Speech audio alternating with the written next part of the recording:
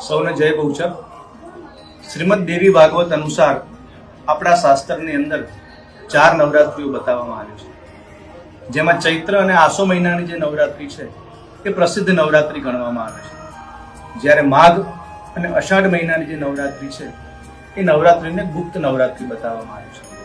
શાક્ત પરંપરા અનુસાર માઘ મહિનાની નવરાત્રિની અંદર ભગવતી શ્રી બાલા ત્રિપુરા સુંદરી, ભગવતી શ્રી સરસ્વતી મંત્રિણી અને મા ભગવતી અંબા આ શક્તિઓની વિશેષ ઉપાસનાનું ખૂબ જ મહત્વ છે।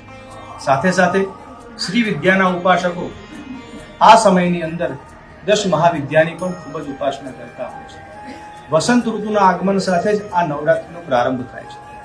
એવું કહેવાય છે કે વસંત અને શરદ ઋતુ જે છે યમની દાટ છે।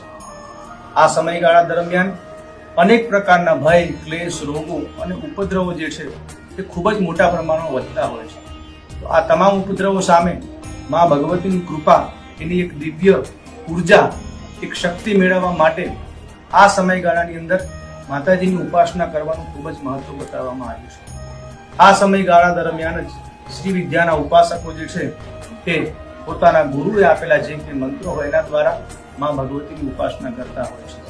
તો આપણે પણ આપણા જીવનની અંદર આવનાર તમામ વિઘ્નો જે છે દૂર થાય અને ભગવતીની જે કૃપા દ્રષ્ટિ છે એ આપણા ઉપર વરસતી રહે, આપણને પણ એક દિવ્ય ઉર્જાની પ્રાપ્તિ થાય, એના માટે આ નવરાત્રિના જે દિવસો છે એ દિવસોમાં આપણે પણ જે કંઈ આપણને જ્ઞાન પ્રાપ્ત થયેલું હોય એ જ્ઞાનના માધ્યમથી જેટલી બને એટલી વધુ માતાજીની ઉપાસના કરીએ।